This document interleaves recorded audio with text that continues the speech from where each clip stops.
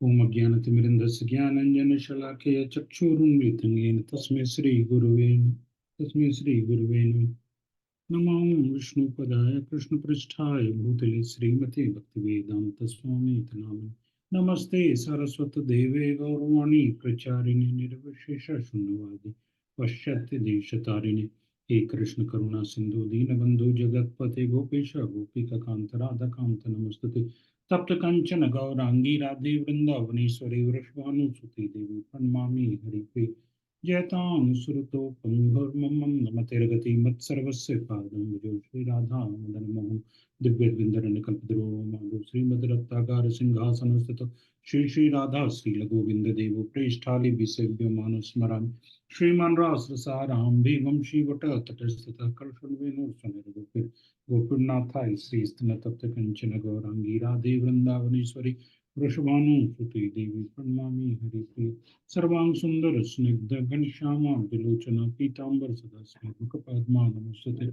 परमाश्चर्य सौंदर्य माधुर्य विभूषण सदा कृपा स्निग्ध जय भूषण भूषण देवी कृष्णमयी प्रोक्ता राधिका परदेवता सर्वलक्ष्मी सर्वकांति सम्मोहिनी पर महाभोज कृष्ण प्रिया वरीसी प्रेम भक्ति प्रति देवी राधिके त्वां नमाम्यहं। राधा राधित राधेश राधिका प्राणवल्लभा राधा रमण वन्दे तं राधिका प्रेम निर्जिता।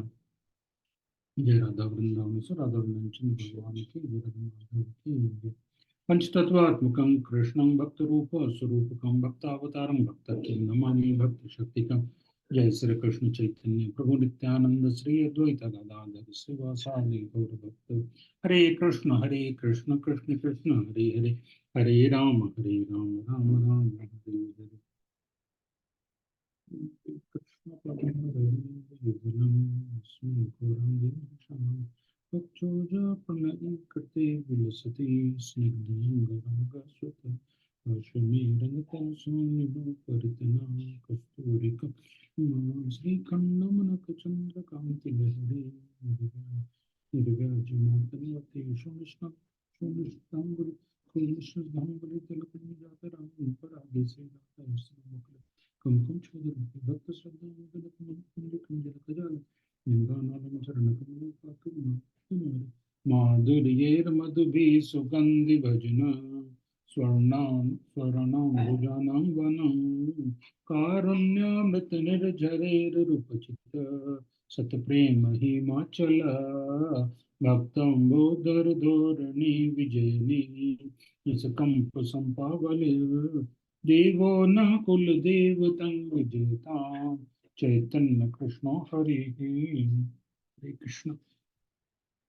तो इसके पहले हम लोग भगवान श्री कृष्ण की जन्म कथा इसको बहुत डिटेल में हम लोगों ने डिस्कस किया और आज हम श्री कृष्ण का जन्मोत्सव ये टॉपिक यहाँ पे आज यहाँ से शुरू कर रहे हैं। तो ये पॉइंट पहले भी डिस्कस हुआ था, जैसे किसी क्वेश्चन एंड आंसर के कॉन्टेक्स्ट में मैं बोला था, तो वही पॉइंट यहाँ पे आ रहा है कि पहले इसके पहले के दिन के कथा में मधुकंठ जो कथा मतलब दे रहे थे, वो बोल रहे थे, वो कीर्तन कर रहे थे, और दूसरे दिन फिर अब स्निग्ध कंठ बोलने लगते हैं। तो एक बड़ा अच्छा पॉइंट वहाँ पे बोल रहे हैं श्री जीव गोस्वामी कि बोले कि जैसे मधुकंठ बोलते हैं पहले दिन, चूंकि वो बोल रहे थे तो वो स्निग्ध कंठ को बोलते हैं कि भैया जिस तरह पहले दिन मैं मेरी जीवेंद्रिया ने श्री हरि की लीला का आस्वादन किया, बोलने से इसके पहले वाले दिन मेरी जीव ने भगवान के लीला का रसास्वादन किया, वो लीला को बोलने में उसको आनंद मिला, उस रस का उसने रस को उसने एंजॉय किया। उसी तरह आज आज मेरे कान जो है वो भगवान की लीला कथा के उस रस को, उस रस का आस्वादन करने के लिए, उसको टेस्ट करने के लिए आज वो बहुत इच्छुक हैं, बहुत इच्छा कर रहे हैं। तो उसमें बोल रहे हैं कि हरि लीला को कहने में जो सुख मिलता है, सुनने में उससे भी कहीं अधिक सुख मिलता है। और आगे बोल रहे हैं कि एक्चुअली भोक्ता जो है, इंजॉयर तो बेसिकली जीवात्मा है, जो सोल है वही है, लेकिन जो भी जितनी ये इंद्रियां हैं, जितने ये जो सेंसेस हैं, चाहे कान हो चाहे मुंह हो, तो ये बार बार उस इंजॉयमेंट को भोगना चाहती है। तो भगवान के लीला कथा कहने में, सुनने में, कीर्तन करने में जो मिलता है, उस चीज को बार बार ये हमारी ये सेंसेस जो है उसको एंजॉय करना चाहती है। तो फिर आगे बोल रहे हैं कि यहाँ पे ना, इसमें मैं दोनों ऑथर का थोड़ा मिक्स कर दूंगा। मतलब आनंद विंदन चंपू, हाँ, श्री जीव गोस्वामी का, और सॉरी, गोपाल चंपू श्री जीव गोस्वामी का, और श्री आनंद विंदन चंपू कवि कर्णपुर जी का। तो दोनों को मिक्स करके बोलूंगा, सेपरेट सेपरेट नहीं बोलूंगा, एटलीस्ट इस सेक्शन में तो ऐसे ही चलेगा। तो पहले आनंद विंदन चंपू से बोल रहे हैं कि श्री यशोदा मैया जब लाला को निहार रही थी, तो आपको याद हो कि मतलब इसके पहले वाले प्रकरण में क्या चल रहा था कि कृष्ण लेटे हुए हैं यशोदा माई के बगल में, और यशोदा माई देख रही हैं कृष्ण को, ऐसे झुक के देख रही हैं। तो यशोदा मैया जब लाला को निहार रही थी, जब देख रही थी, उसी समय पति पुत्र वाली व्रजांगनाओं के मुख से, तो कोई जो दूसरी गोपियां हैं वो बोलती हैं, जिनके पति और पुत्र हैं, जिनको पुत्र वगैरह हैं, ऐसी गोपियां, बड़ी गोपियां, उनके मुख से ये निकलता है, वो बोलती हैं, हे सौभाग्यशाली, हे सौभाग्यशालीन नंद, नंद जी तुम्हारे, अच्छा अच्छा अच्छा अच्छा, सॉरी, ये थोड़ा सा आगे का है यहाँ पे। अच्छा ठीक है। तो जब यशोदा माई ने देखा, यशोदा माई उस तरफ को देख रही थी, तो उसके आगे फिर क्या होता है, तो उसके आगे क्या होता है कि श्री कृष्ण के, ये आनंद आनंद विंदन चंपू से, तो सॉरी, ये गोपाल चंपू से, श्री कृष्ण जन्म के बाद अधिक आनंद से युक्त वह वृद्धा एक वह वृद्धा ब्राह्मणी गोदोहन के लिए गोस्थान के मध्य में स्थित सभी गोपों के मध्य में जाती हैं। तो बेसिकली एक एक ओल्ड एज की ब्राह्मणी है, एक वृद्धा ब्राह्मणी है, तो उसको ये संदेश लेके कि कृष्ण का जन्म हुआ है, लाला का जन्म हुआ है। क्योंकि अभी देखिए, ये तो महिलाओं के मतलब बीच की वहां की बात थी ना, सूतिका गृह की, जहाँ पे यशोदा माई ने जन्म दिया, और वहां पे सूतिका गृह में मतलब पहले के समय में वहाँ पे जनरली जेंट्स वगैरह तो ऐसे आते भी नहीं थे, तो लेडीज वगैरह का ही वहाँ पे रहता था, तो वहाँ से सब लेडीज हैं। तो अभी नंद बाबा को ये समाचार मिला नहीं है इस कथा में कि उनको पुत्र पुत्र की प्राप्ति हुई है, पुत्र का जन्म हुआ है, ये सब। तो इसलिए एक वृद्धा ब्राह्मणी को, एक ओल्ड एज की ब्राह्मणी को भेजा जाता है ये न्यूज लेके कि आप जाओ और जाके नंद बाबा को ये समाचार बोलो। तो वही वृद्धा ब्राह्मणी जो आ रही है, तो वो आके बोलती है, तो दोनों से थोड़ा बोलेंगे तो दोनों का थोड़ा सा टाइमलाइन थोड़ा मैच नहीं करेगा, तो फिर भी मैं दोनों को कवर करना चाहता हूँ। तो जैसे वो वृद्धा ब्राह्मणी जो है, वो गोरोहन के लिए गो स्थान के मध्य में स्थित सभी गोपों के मध्य में विराजमान श्री नंद उपनंद आदि गोपों के निकट उपस्थित हो गई। तो वृद्धा ब्राह्मणी जाती है, और नंद बाबा और उपनंद जी, ये सभी लोग जहाँ पे गैया दुहाई दुही जा रही हैं, तो वहां पे हैं ये लोग।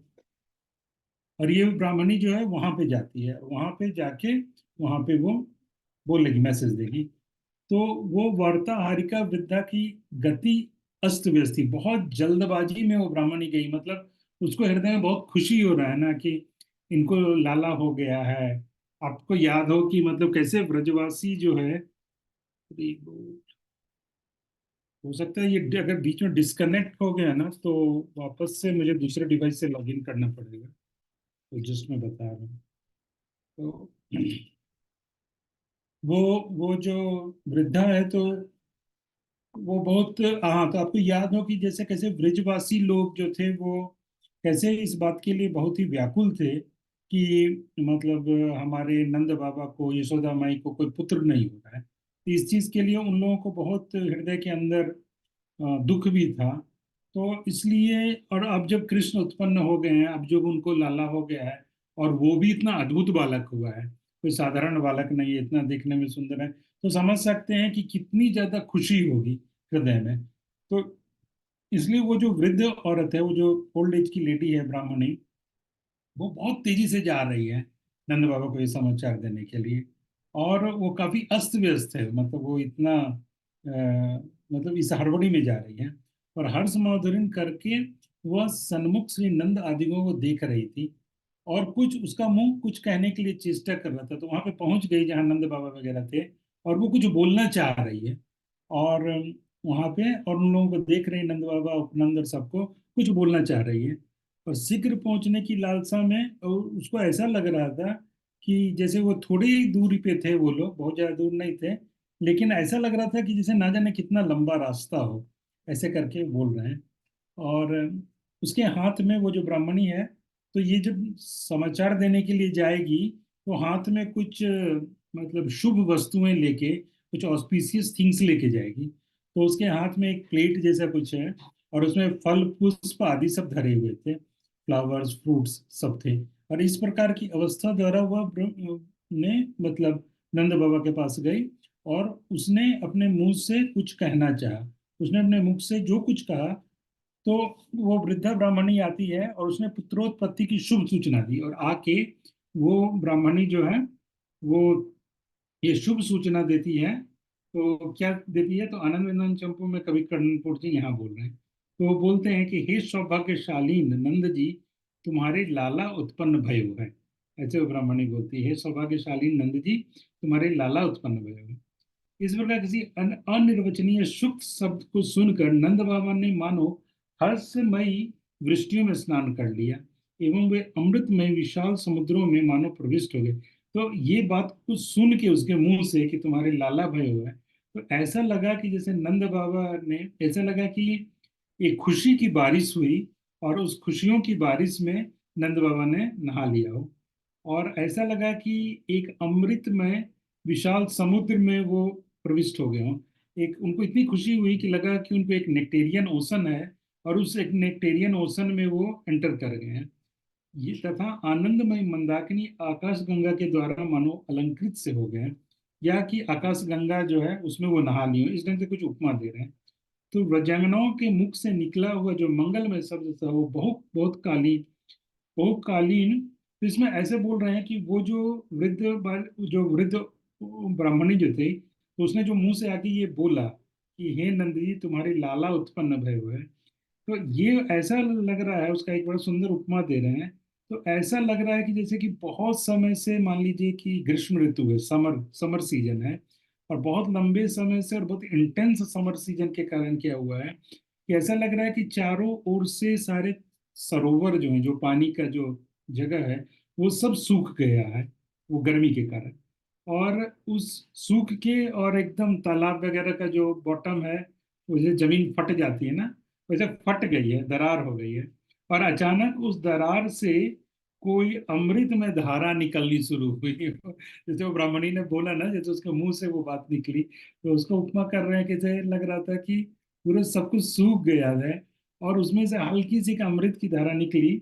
और उस अमृत की धारा ने फिर चारों ओर पूरा अमृत बिखेर दिया, मतलब सब सारे तालाब सरोवर वगैरह सब अमृत से परिपूर्ण हो गए, सब पूर्ण हो गए, इस ढंग से ऐसा वहां पे उनको लगा। एवं बहुत दिनों से नेत्रों की वासना में पुत्र दर्शन फल के प्रतिबंध के कारण कठोर हुए हृदय के लिए, तो वह शब्द परमानंद था। तो नंद बाबा का, हरे कृष्ण। तो नंद बाबा का जो बोल रहे हैं कि उनका हृदय कठोर हो गया था, क्यों? क्योंकि बहुत दिनों से उनको अपने पुत्र की दर्शन करने की अभिलाषा थी। हमको याद है कि काफी लंबे समय से यशोदा माई और नंद बाबा को पुत्र नहीं हो रहा था, उसके लिए उन लोगों ने व्रत किया था। तो ये काफी लंबे समय से वो इस इंतजार में थे कि उनको कब पुत्र होगा। अपने अपने पुत्र को देखने के लिए, उनको उसका दर्शन करने के लिए इतना लंबा समय तक उनको उनको वेट करना पड़ा। कि इस वेट करने के कारण ऐसा लग रहा था, मतलब जैसे आपको कोई चीज मिलने वाला है लेकिन आपको मिल नहीं रहा है, तो बहुत लंबे समय तक वेट करना पड़ रहा है। तो उसके कारण एक हृदय जो है वो थोड़ा कठोर हो जाता है, कि मतलब ठीक है, अब तो नहीं मिलना है, तो अपने को मिल नहीं रहा है। तो ऐसे नंद बाबा का हृदय कठोर हो गया था, ऐसे थोड़ा कठोर ऐसा हृदय हो गया हो, ऐसा लग रहा है। लेकिन ये शब्द जो वो ब्रह्मणी आके बोली कि नंद जी, तुम्हारे लाला उत्पन्न भयो है, तो ये शब्द सुनते के साथ उनको एकदम परमानंद की प्राप्ति हुई। ऐसा ऐसा वो बोल रहे हैं, कवि कर्णपुर जी। फिर आगे जीव गोस्वामी यहाँ पे बोलते हैं।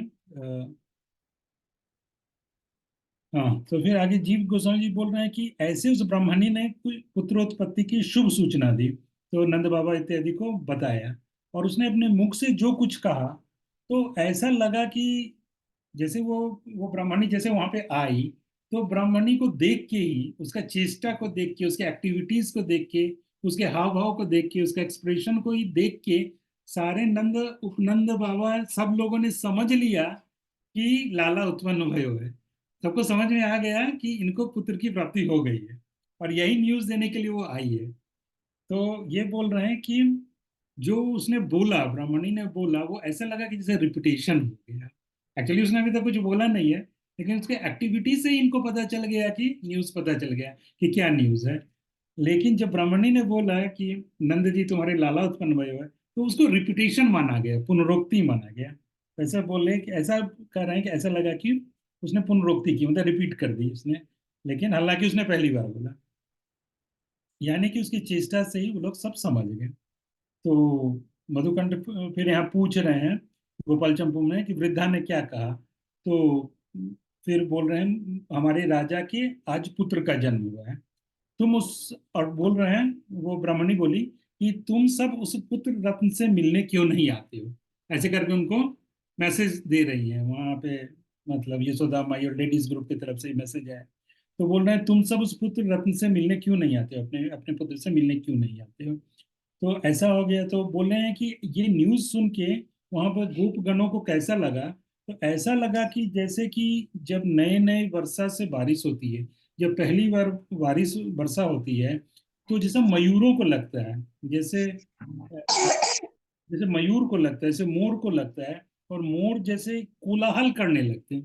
तो जब प्रथम बारिश में क्या होती है कि जब मयूर नाचते हैं ना, तो बहुत तेज आवाज भी निकालते हैं बीच बीच में। तो एक बार मेरे को ये देखने का मौका मिला था बेंगलोर में, गया था जू, तो उस समय उसी वहां पे बारिश हुई, और वो लोग पंख फैला के इतना सुंदर वो डांस करने लगे, और अपने पंख को ऐसे ऐसे ऐसे बहुत तेजी से फैलाते हैं।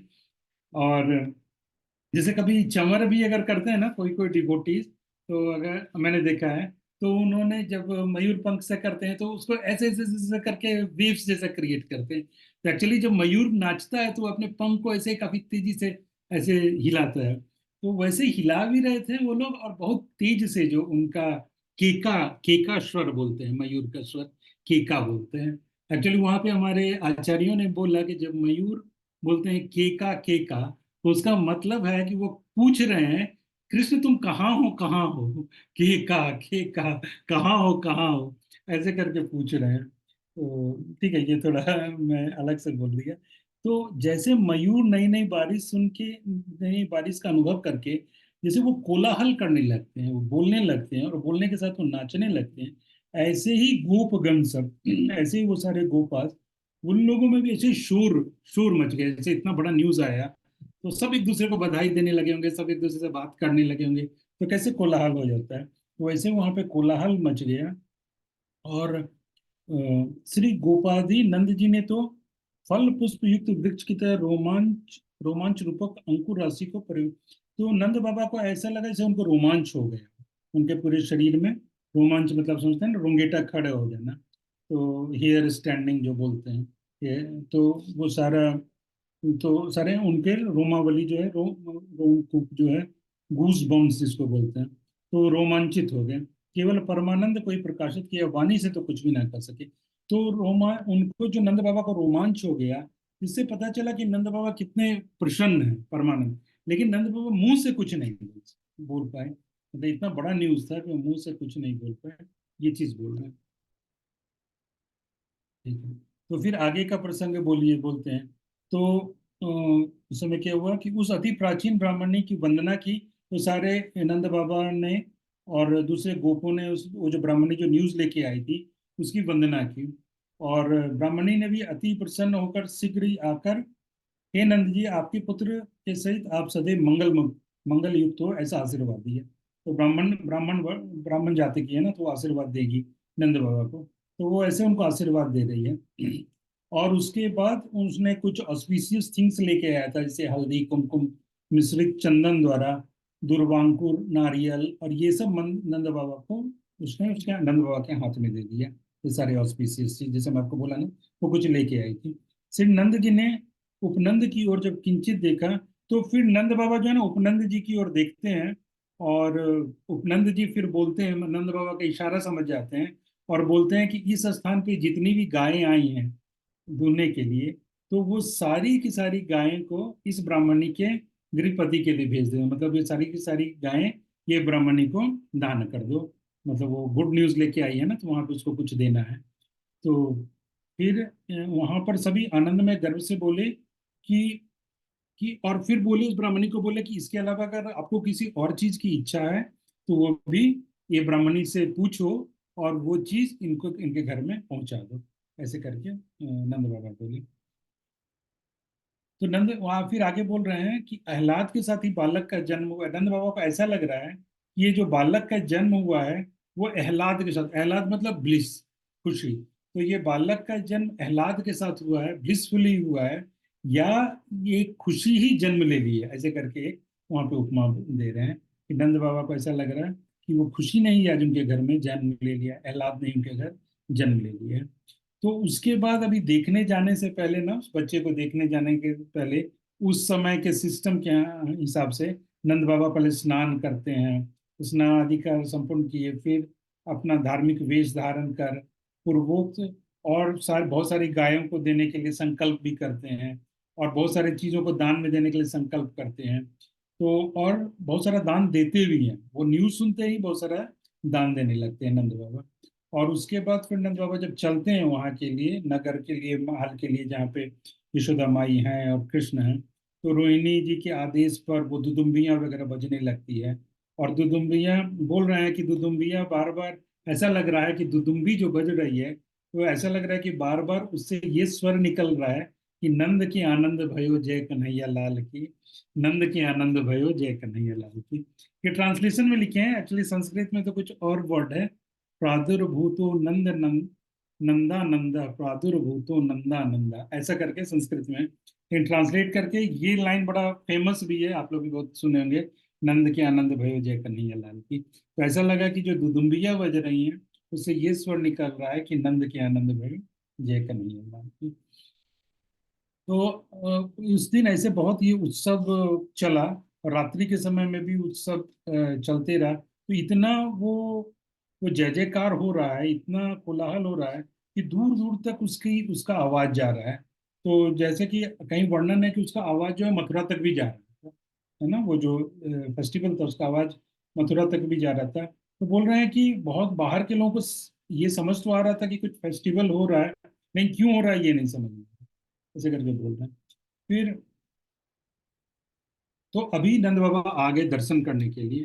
तो आनंद वृंदावन चंपू में उसको लिखते हैं कवि कर्णपुर कि श्री कृष्ण के दर्शन की उत्कंठा की उत्पत्ति से पहले ही मानो ब्रह्मानंद साक्षात्कार से के चमत्कार ने अपना शरीर धारण कर स्वयं निकट आकर नंद बाबा को सूचिका गृह में प्रवेश करा दिया। तो बोल रहे हैं कि श्री कृष्ण के उनको अपने पुत्र की दर्शन की इतनी उत्कंठा थी, इतना ईगरनेस था कि ऐसा लग रहा था कि मान लो उनको ब्रह्मानंद का साक्षात्कार हो गया, मतलब उनको बहुत ज्यादा आनंद का प्राप्त हुआ, बहुत ज्यादा आनंद प्राप्त हुआ हो। और नंद बाबा सूतिका गृह में प्रवेश कर गए, मतलब जहाँ पे कृष्ण का जन्म था। उस समय बहुत काल से संवर्धित पुण्य श्रेणी के चतुर ने मानो उनको हाथ का सहारा दे रखा था। तो ये ऐसे बोल रहे हैं कि वो मतलब इतने बड़ी खुशी को संभाल नहीं पा रहे थे, तो उनको किसी, जैसे कि एक सहारे की जरूरत थी। तो वो बोल रहे हैं कि जैसे उन्होंने इतने समय से जो पुण्य मतलब जो कार्य किया, तो मानो वही उनको सपोर्ट कर रहा था, ऐसे बोल रहे हैं। और पीछे से भगवती उत्कंठा द्वारा, और पीछे से मतलब नंद बाबा को थोड़ा वहां पे स्तंभ भाव वगैरह भी प्राप्त हो रहा था, कि जैसे स्टन स्टन रह जाना है ना, जिसमें कुछ एक्टिविटी नहीं कर पाना। तो ये है, लेकिन फिर भी उत्कंठा, बोलते हैं भगवती उत्कंठा देवी के द्वारा, मतलब उनको जो ईगरनेस था अपने पुत्र को देखने के लिए, उस ईगरनेस के कारण ही वो वहां तक पहुंच गए। वरना वो इतने खुशी में व्याकुल थे कि उनका वहां तक पहुंचना भी मुश्किल था, ये बोलने का, ये बोल रहे हैं वहां पे। नंद बाबा ने शीघ्र ही लाला के निकट जाकर लाला का दर्शन किया, और उस समय लाला कृष्ण बाबा की दृष्टि में, तो एक मिनट इसके पहले और कुछ है।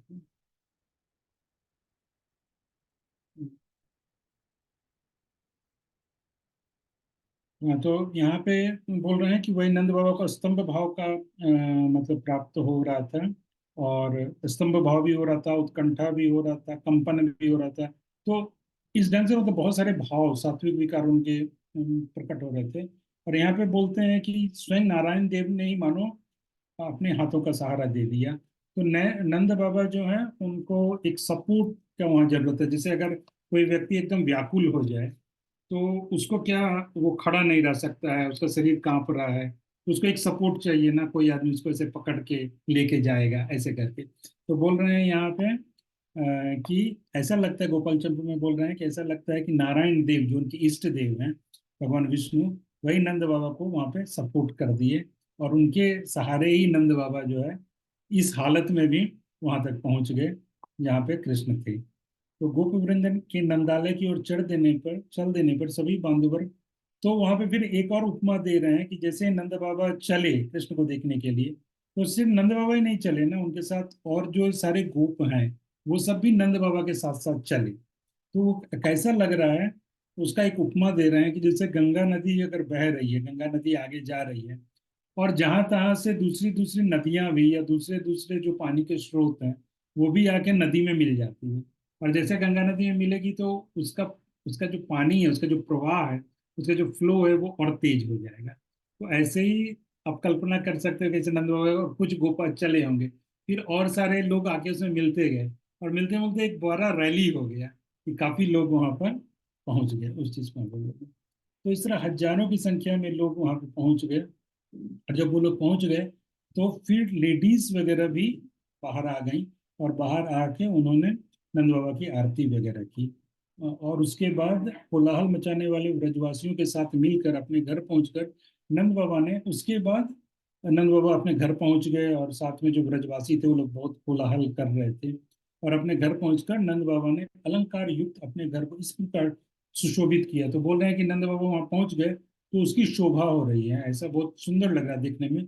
उसका एक उपमा दे रहे हैं कि जैसे कि नक्षत्र मंडल सहित आकाश को पूर्ण चंद्रमा सुशोभित कर देता है। तो नंद बाबा का कंपैरिजन कर रहे हैं यहाँ पे पूर्ण चंद्रमा से, मतलब जो पूर्णिमा के दिन का जो चांद है, फुल मून से कर रहे हैं। और वो फुल मून जो आकाश में है उसके साथ साथ बहुत सारे तारे भी हैं। तो ऐसा दूसरे ब्रजवासी की तुलना तारों से कर रहे हैं, और नंद बाबा की चांद से कर रहे हैं। तो ऐसा सुंदर लग रहा था जब नंद बाबा वहां पे पहुंच गए थे। और ब्राह्मण लोग तो खुद ही आना चाह रहे थे, लेकिन फिर भी बोल रहे हैं कि नंद बाबा उनको आदर करके उनको वहां आने के लिए बोलते हैं, रिस्पेक्ट करते हैं। फिर नंद बाबा वहां पे आ जाते हैं, तो ब्राह्मण गण उस सभा में पहुंच जाते हैं, और वो ब्राह्मण सब पहुंच के और उनके पुत्र के लिए यानी कृष्ण के लिए आशीर्वाद युक्त वचन बोल रहे हैं, और वेद मंत्रों का पाठ कर रहे हैं। और नंद जी के मस्तक पर कुछ ऑस्पिशियस दुर्वा इत्यादि मांगलिक द्रव्य छिड़क रहे हैं। और फिर वही ब्रजराज पूर्वोक्त ब्राह्मणों द्वारा परिवृत और सुखित होकर सुखानुपूर्वक अपने हृदय में सम्मानित हुए, और इस ढंग से नंद बाबा को भी वो लोग रिस्पेक्ट कर रहे हैं ब्राह्मण। फिर श्रीमान नंद जी ने स्वपुत्र जन्म के उपलक्ष्य में स्नान एवं शरीर संस्कार पूर्वक जो मांगलिक वेद ध्वनि सुनी। तो यहाँ पे एक और चीज बोल रहे हैं कि, तो बोल रहे हैं कि नंद बाबा ने स्नान किया, और नंद बाबा ने पहले जो हम डिस्कस कर लिए कि नंद बाबा ने स्नान किया और अपने शरीर को एक ढंग से जो भी वेशभूषा धारण किए, डेकोरेट किए, प्रॉपरली कपड़ा वगैरह पहनना, और जो मंगल ध्वनि वगैरह उस समय ब्राह्मण की है। तो बोलते हैं ये सब सुनने से या ये बोलने से, कहने का मतलब कि इतना एक व्यक्ति पवित्र हो जाता है कि वो खुद भी नहाएगा तो उतना पवित्र नहीं होगा। तो खुद भी नहाने से वो उतना क्लीन नहीं होगा और उतना पवित्र नहीं होगा जितना कि नंद बाबा का ये डिस्क्रिप्शन सुनने से पवित्र हो जाएगा, ऐसे जीव गोस्वामी यहाँ पे बोल रहे हैं। तो उसके बाद फिर ब्राह्मण सब बोलते हैं कि जात कर्म वगैरह, मांगलिक जात कर्म करना चाहिए, है ना, मतलब वो जो संस्कार होते हैं तरह तरह के, कुछ कुछ जो रिचुअल्स होता है तो करना चाहिए। तो उस समय व्रजराज के बड़े भाई की पत्नियां सब आ गई, और उनका पूजा हुआ, मतलब नंद बाबा ने उनकी पूजा की। और पुत्रोत्सव में माता के ही सुख की तरह जिनका सुख है, तो बोल रहा है कि इस सुख में नंद बाबा के मतलब यशोदा माई को पुत्र प्राप्त हुआ, इसके सुख में जो है यशोदा माई की जो जेठानी है, जो उनके बड़े भाई वगैरह हैं या छोटे भाई की पत्नियां हैं, वो इस सुख को कैसा मान रही हैं जैसे कि उनका अपना ही सुख है। तो इससे ये चीज पता चलता है, यहाँ पे बोल रहे हैं कि कैसे वो यशोदा के सुख में सुखी थी, मतलब उनमें कोई एनवियसनेस, ईर्ष्या वगैरह वहां नहीं था, और कैसे वो लोग यशोदा के सुख में ही सुखी थी। ये बात प्रसिद्ध था, ये बात फेमस था कि ये सारी जो है उनकी जो जेठानी देवरानी वगैरह हैं, ये उनके ही सुख में सुखी हैं, ये बात प्रसिद्ध था। तो वो बात आज प्रकट हो गया, that becomes very clear today, कि जैसे कृष्ण के जन्म के समय वो लोग इतने खुश थे, इस चीज को बोल रहे हैं। फिर उसके बाद कुछ नांदी मुख श्राद्ध वगैरह वहाँ पे नंद जी करते हैं, जो उनके वहाँ पे होता होगा उस सिस्टम में। और उसके बाद सूतिका गरी के आगे वाली वेद वो वहाँ पे आके बैठ जाते हैं, नंद नंद बाबा ये खड़े रहते हैं। और अभी कृष्ण को देखने के लिए, अभी तक देखे नहीं, अभी अंदर ही आए और इतना सब हो रहा है रिचुअल्स देखने के पहले। तो फिर रोहिणी जी नंद जी के आगमन को फिर जानकर यशोदा माई को बताती, यशोदा माई जिस जिस पे लेटी हुई है, जिस खाट पे, तो उसमें कर्टन वो चढ़ा देती हैं रोहिणी जी। और बालक को ढक कर, कृष्ण को ढक कर इनके पास लाती हैं, नंद बाबा के पास लाती हैं। लेकिन बालक को देखने से पहले जो उनके भैयाओं की जो पत्नी है, यानी उनकी भाभी वगैरह जो है, तो वो लोग बोलती हैं कि ऐसे नहीं देखने देंगे बालक को, है ना। वो जो चलता है अपने यहाँ मेघ वगैरह ये क्या बोलते हैं, तो वो जो चलता है, तो वो बोल रहे हैं कि पहले आप कुछ गिफ्ट दो, उसके बाद तब इसको दिखाएंगे। तो फिर वो प्रॉमिस करवाती है नंद जी से, कुछ प्रोमिस लेती हैं गिफ्ट का।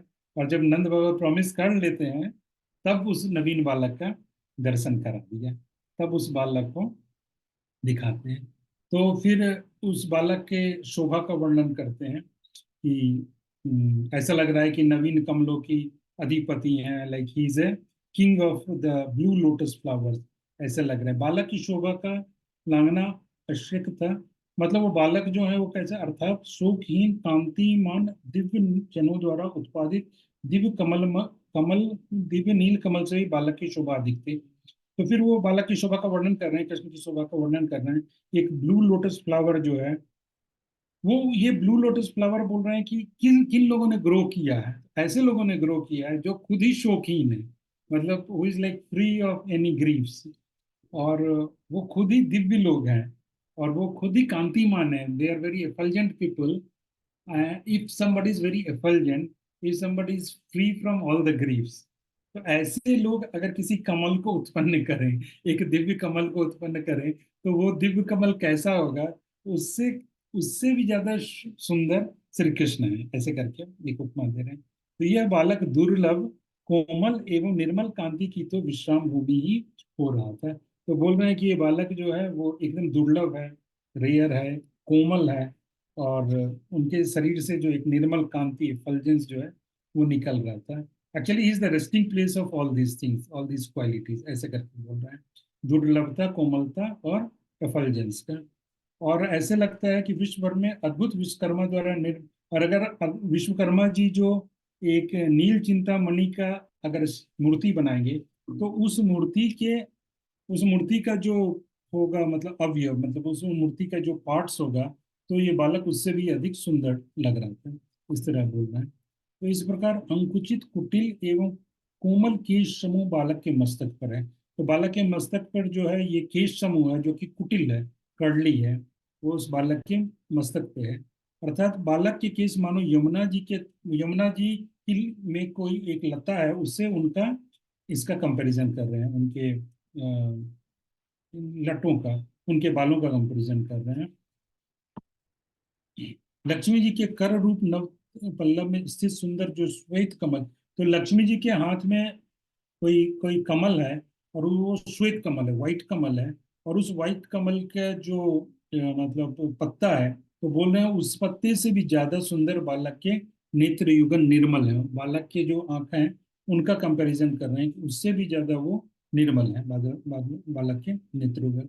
इस बालक के कर चरण एवं अधर इस प्रकार सुंदर हैं, जिनके सामने वैकुंठ स्थित। तो वैकुंठ में जो कल्प वृक्ष है, और कल्प वृक्ष में जो कोमल पल्लव आएगा, जो एक पत्ती निकलेगी, जो नई नई पत्ती निकलती है, उसको पल्लव बोलते हैं।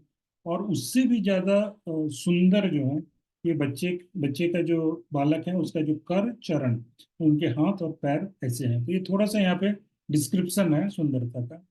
स्वर्ण प्रभा विजयी सुंदर हरिलता, यह कुमकुम की तरह पीले वर्ण के वस्त्र की पीत झुंगलियों द्वारा आवृत होने से यह बालक अत्यंत मनोहर व रुचिकर बना था। तो ये भी हम जानते हैं, ये काफी इंटरेस्टिंग है कि श्री कृष्ण जब जन्म लिए तो भी पीताम्बर पहने हुए थे, है ना।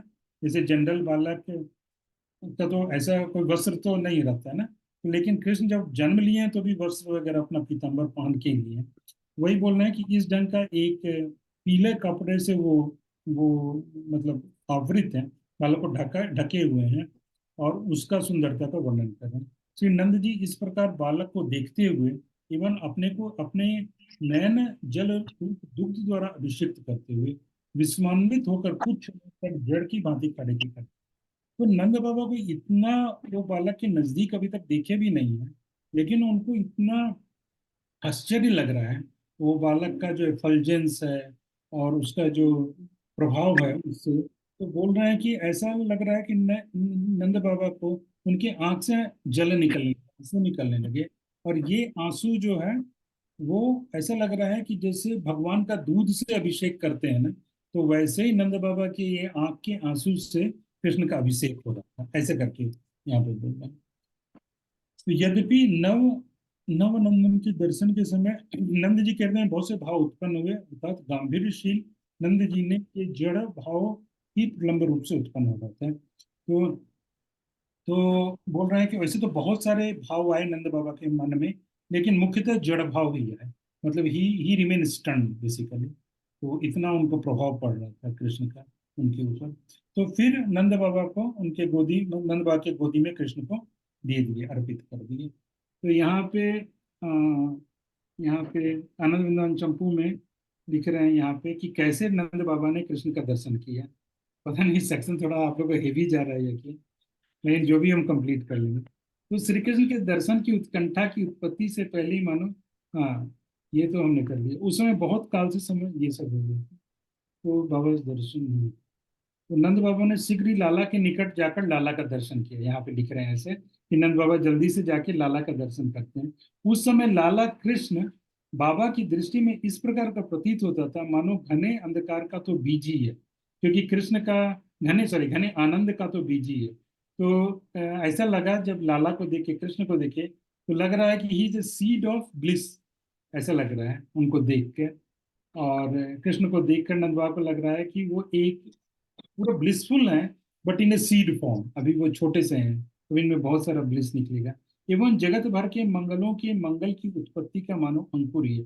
और ऐसा लग रहा है कि वो एक छोटे सा अंकुर है, एक छोटे सा बीज जैसे अंकुरित होता है ना, तो वो वैसे है, लेकिन किस चीज का है, उसमें पूरे दुनिया का मंगल, पूरे दुनिया का ऑस्पिशियसनेस उसके अंदर हो। मानो सिद्धांजल रूप लता का नवीन पत्र ही है, एवं बहुत समय के बाद उत्पन्न हुए पुण्य रूप कल्प वृक्षों के बगीचे के मानो पुष्प के समान है। तो ऐसा लग रहा है कि उनका पुण्य बहुत समय के बाद उदित हो गया है, और बहुत समय के बाद अगर पुण्य उदित हुआ, एक बगीचा है जो कल्प वृक्षों का बगीचा है, और उसमें एक पुष्प खिला, और ये पुण्य रूपी कल्प वृक्षों का बगीचा है, तो उसमें जो पुष्प खिला हो, तो ऐसा ये लग रहा है कृष्ण। मानो समस्त उपनिषद रूप कल्प लता श्रेणी के फल के समान है। यह सारे उपनिषदों के वेद उपनिषद जो हैं, उनके जो फ्रूट हों, उनका जो फ्रूट है वैसे कृष्ण लग रहे हैं। तथा ब्रजेश्वरी यशोदा के शरीर रूप अपरिजा अपराजिता नामक लता के पुष्प के समान लग रहे हैं। तो ऐसा करके बहुत सारा यहाँ पे उपमा दिया हुआ है, तो शायद मुझे लगता है कि ये थोड़ा हेवी हो रहा होगा, तो इसलिए इसको थोड़ा ये हम आगे बढ़ते हैं। तो खैर नंद बाबा के उन्होंने उनके गोद में दे दिया, और फिर कुछ जात संस्कार वगैरह ये सब हो गया। उसके बाद क्या हुआ कि वो जो धाई रहती है ना नाभि छेदन के लिए, जो जो जो बच्चे के नाल नाल जो कनेक्टेड रहती है माता से, नाभि से जो कनेक्टेड रहती है, तो उसका समय आया कि वो नाल काटने का समय है। तो जब वो धाई आती है नाल काटने के लिए, तो वो पहले एकदम सावधान हो गई, जब उसको पुकारा गया होगा ना कि भाई आओ अब तुम अपना काम करो, तो एकदम वो सावधान होके आई। तो जैसे ही वो आती है तो एकदम रोमांचित हो जाती है वो गाय, और बार बार बोलती है कि ये अत्यंत आश्चर्य है, बहुत आश्चर्य है, अमेजिंग अमेजिंग या वंडरफुल वंडरफुल, ऐसे करके वो दो तीन बार बोलती है कि अत्यंत आश्चर्य अत्यंत आश्चर्य। तो बोलती है क्या आश्चर्य है, तो बोलते हैं कि जो दूसरे दूसरे पालक होते हैं, तो उन राजन अन्य नाभि रूप सरोवर में केवल नाल ही देखा जाता है। मतलब दूसरे दूसरे बच्चे जो होते हैं, नाभि को, नेवल को एक सरोवर के रूप में बोल रहे हैं, और उस सरोवर से एक नाल, कमल का जैसे वो निकलता है ना स्टैंड, उसके रूप में बोल रहे हैं। तो बोल रहे हैं दूसरे से बच्चों में तो केवल नाल ही देखा जाता है, ये देखा जाता है कि एक नाल जा रहा है, कमल नहीं दिखता है, सिर्फ नाल दिखता है दूसरे बच्चों के, जनरल बच्चों के केस में। लेकिन बोल रहे हैं कि इस नाभि सरोवर में, मतलब कृष्ण के इस नाभि सरोवर, कृष्ण का वो navel, it is like a सरोवर, it is like a pond, और उस पॉन्ड में जो कमल दिख रहा है उनको, लेकिन बोल रहे हैं कि नाल नहीं दिख रहा है, कमल का जो डंठल है ना वो नहीं दिख रहा है, और सिर्फ नाल दिख रहा है। मतलब आप समझ रहे हो ना। तो जनरल बच्चे का माँ के साथ जो कनेक्शन होता है, वो उस नाल के साथ, माँ के साथ वो जुड़ा हुआ होता है बच्चे, जिससे बच्चे को खाना वगैरह मिलता है, आप जानते हैं। तो लेकिन कृष्ण का वैसा कुछ नाल वगैरह वैसा था नहीं, वो तो सीधे ऐसे हृदय से ही प्रकट हो गए। वही बोल रहे हैं कि यहाँ पे नाल तो नहीं दिख रहा है, लेकिन कमल दिख रहा है। मतलब कि पहले एक सरोवर रहेगा, एक पॉन्ड रहेगा, फिर उसमें नाल रहेगा, फिर ऊपर कमल रहेगा। तो जनरली बोल रही है कि जनरल जो बच्चे हैं, उनका तो ये सरोवर तो रहता ही है सबका, फिर एक नाल दिखेगा लेकिन कमल नहीं दिखेगा। लेकिन कृष्ण के केस में बोल रहे हैं कि सिर्फ सरोवर में सिर्फ कमल दिख रहा है, और यहाँ नाल नहीं दिख रहा है। तो ऐसे करके, क्योंकि हमारे लिए ठीक है, हम इस बात को जानते हैं, तो मतलब वो अपने कुछ इतना अफेक्ट ना करे। लेकिन उस धाई का सोचिए, मतलब वो लीला में सब आवृत हैं, तो वो जानती नहीं है, और उसने ना जाने कितने बच्चों का जन्म देखा है, और कितने बच्चों का नाल छेदन किया है।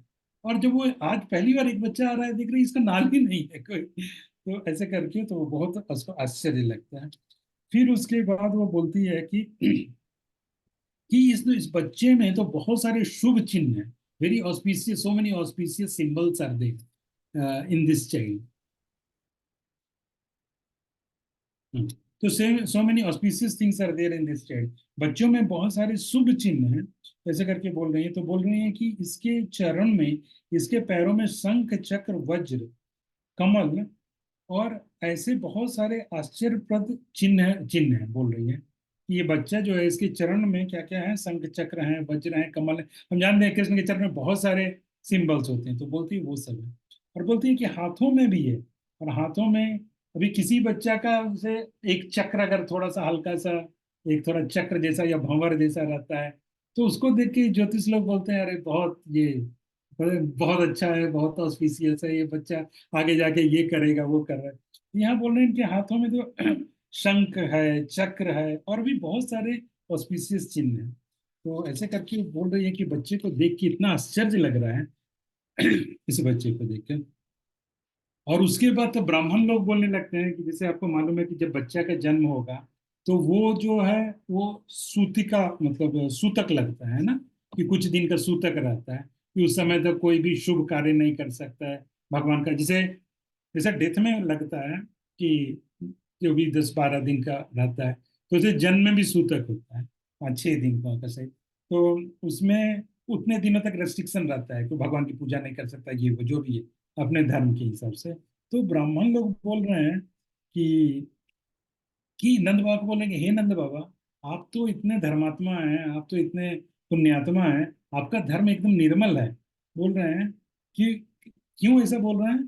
तो बोल रहे हैं कि जब असौचक आपके पास आकर अपनी सामर्थ्य दिखा सकता है क्या, मतलब ये जो असौचक मतलब अशुद्धि जो हुआ, ये आपके सामने अपना दिखा नहीं सकता है, अपना हैसियत में दिखा सकता है कि भाई हम अभी ये असौच का समय है, तो अभी आपके ऊपर रेस्ट्रिक्शन है, आप कुछ नहीं कर सकते। ऐसा नंद बाबा आपके साथ नहीं हो सकता है। तो बोलते हैं क्यों, क्योंकि बोलते हैं कि जो नाल छेदन होता है बच्चों का है, उसका जो नाल काटा जाता है, इसके कारण ही सूतक लगता है, इसके कारण ही वो वो पीरियड माना जाता है, जिसमें कि वो कुछ ऐसी चीज नहीं कर सकते, ऐसे देवताओं की पूजा इत्यादि। तो जब बोले कि जब इसका छेदन ही नहीं हुआ, नाल छेदन ही नहीं हुआ, तो फिर सूतक किस बात का, ऐसा नंद बाबा को बोलते हैं। You are so auspicious. तो ये बात सुन के नंद बाबा का पूरा रोंगटा खड़ा हो जाता है, और उनका मुख चंद्र जो खिल जाता है, मतलब आप समझिए, क्योंकि ये सब आवृत है ना, सब ढके हुए हैं माया, योग माया के द्वारा। उनको नहीं मालूम है कि भगवान है, और ये हम सोच रहे हैं कि भगवान है, कृष्ण है, तो भाई इसके लिए इसमें क्या आश्चर्य की बात है। लेकिन उस फादर के बारे में देखिए, सोचिए, उस पिता के बारे में सोचिए, जिसके बाद साथ ये सब घटना हो रही है, भाई उसका ऐसा बच्चा हुआ है, उसके हाथ में ये सब सिंबल है, पैर में ये सब सिंबल है, तो उसको कैसा खुशी होगा। या फिर वो उसको ऐसा बोला गया कि भाई आपको सुतक ही नहीं लगेगा, क्यों, क्योंकि बच्चे का नाल छेदन ही नहीं हुआ है, ये नाल से ही नहीं था। तो उनको एकदम से इतना आश्चर्य लगता है, उनके सारे रोंगटे वगैरह खड़े हो जाते हैं, पूरा मुंह खिल जाता है। उसके बाद नंद बाबा ने वो सारी दान वगैरह देना शुरू कर देते हैं, जिसका एक लंबा लिस्ट है यहाँ पे, कि लगभग मोटा मोटी बोल रहे हैं कि गायों को जब दान दिए हैं तो गायों का जो सींग है वो सोना से मढ़ा हुआ है, और ऐसे 20 लाख गायों को नंद बाबा ने दान दिया। और ना सिर्फ गायों को दान दिया, बल्कि बहुत सारे हीरे रत्न जवाहरात सब कुछ, रत्न वगैरह सब दान दिया। तो तो तो इसे बोल रहे हैं कि ब्राह्मणों के घर में नंद बाबा ने प्रत्येक, थोड़ा सा इसे देखते हैं दान का, तो सुवर्ण से मंडे हुए सींग ऐसे गायों को दान दिया। चांदी से, और गायों का जो खुर था, जो पैर था, वो चांदी से मढ़ा हुआ था। और ऐसा लग रहा था कि हर ब्राह्मण के घर में उन्होंने एक एक गोलोक ही उत्पन्न कर दिया हो, मतलब इतनी सारी गायों को दिया। जैसे गोलोक में बहुत सारी गायें रहती है ना, तो ब्राह्मणों के, हर ब्राह्मणों के घर में लगा कि एक एक गोलोक नंद बाबा ने दे दिया है, ऐसा कीजिए। और हर ब्राह्मण के घर में एक तिल का पहाड़ बना दिए नंद बाबा दान देके, एक सुवर्ण का पहाड़ बना दिए, सोने का पहाड़ बना दिए, एक मणियों का पहाड़ बना दिए। और ऐसे, ऐसा उनका दान था, अर्थात यह दान का समस्त कार्य अपने इशारे से ही करवा दिया। ऐसा मतलब नंदोत्सव में इतना इतना दान दिए नंद बाबा। तो बोल रहे हैं कि नंद बाबा जो दान दिए, ये कवि कर्णपुर बोल रहे हैं कि नंद बाबा जो दान दिए, तो ऐसा लगा कि इतना इतना रत्न दान दिए, इतना इतना ज्वेल्स दान दिए, इतना रत्न दान दिए। समुद्र में रत्न पाया जाता है ना, समुद्र को क्या बोला जाता है, वो रत्न का भंडार है। तो ऐसा लग रहा था कि जैसे समुद्र रत्न से खाली हो गया, ऐसा तुलना कर रहे हैं। इतना दान दिए कि लग रहा है कि समुद्र में अब केवल जीव जंतु ही बच गए, और रत्न वत्न सब खत्म हो गया, इतना नंद बाबा दान दिए।